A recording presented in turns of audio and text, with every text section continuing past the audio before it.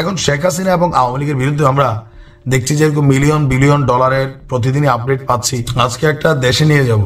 ভাগ্য ভালো, শেখ হাসিনা আমাদেরকে নতুন একটা দেশের সন্ধান দিয়েছেন।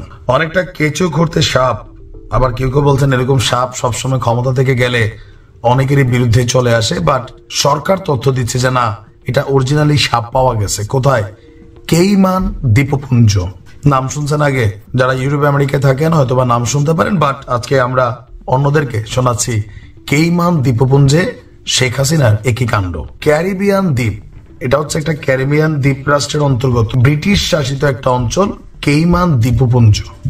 সাবেক প্রধানমন্ত্রী শেখ হাসিনার অনেক অবৈধ সম্পদের হিসাব মিলেছে, যার মাঝখানে একটা দ্বীপ হচ্ছে আপনার এই কেইমান দ্বীপ। শুধুমাত্র কেইমান দ্বীপে না, টোটাল 5টা দেশে আপনার অবৈধ সম্পদের দেখা মিলেছে। রাজধানীর বেইলি রোডের ফরেন সার্ভিস একাডেমিতে আয়োজিত প্রেস ব্রিফিং এ প্রধান উপদেষ্টা প্রেস সচিব শফিকুল আলম এই তথ্য জানান। তার বক্তব্য যে শেখ হাসিনা, তার পরিবার ও তাদের স্বার্থ সংশ্লিষ্ট ব্যক্তি প্রতিষ্ঠানের বিরুদ্ধে বাংলাদেশ ফিনান্সিয়াল ইন্টেলিজেন্স ইউনিট যৌথ তদন্ত দল অনুসন্ধান করেছে যে বাংলাদেশ থেকে অবৈধভাবে দেশ বিদেশে কোথায় এই পরিবারগুলা এবং এই পরিবারের সাথে কানেক্টেড ব্যক্তিবর্গের সম্পদ আছে।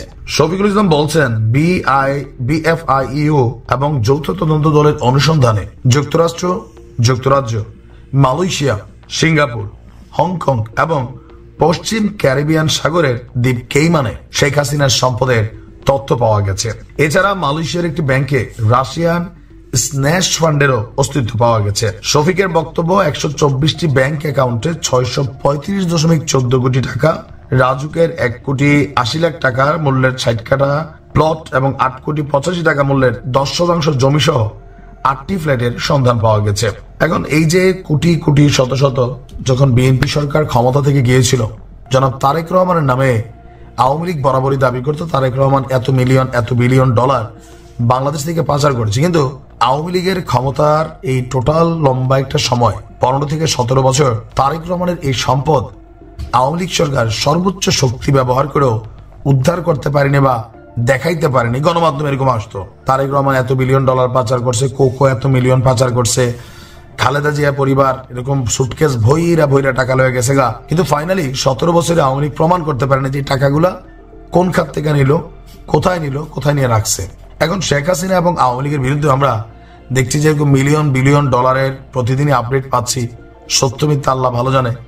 আবার আমাদের বাংলাদেশের যে রাজনৈতিক কালচার বা শফিক সাহেবদের যে মেন্টালিটি, তো সবকিছু মিলে আমরা বিশ্বাস করি বাংলাদেশের টাকা বাংলাদেশে ফিরে আসুক। আর যদি মিথ্যা এগুলো হয়, আবার কোন এক সময় এই শফিক সাহেবরা নিজেরাই স্বীকারোক্তি দিবে যে কোন মহলের চাপে পইরা এরকম তথ্য দিছি। দুর্নীতি হয়েছে দেশে প্রচুর। প্রত্যেকটা সেক্টরে একটা পর্দার দামও 20,000 টাকা দেখছি, কলা গাছের দামও 70,000 দেখছি। সব দুর্নীতি হয়েছে। এখন এই যে বিলিয়ন বিলিয়ন টাকার কথা শুনি, আমাদের উপদেষ্টা, প্রধান উপদেষ্টা ইউনূসের উচিত হবে তার ইন্টারন্যাশনাল কানেক্টিভিটি ব্যবহার করে টাকাগুলো দেশাই না জনগণকে দেখাবে এই রাষ্ট্র থেকে এই টাকা আসছে, ওটা থেকে ওইটা আসছে।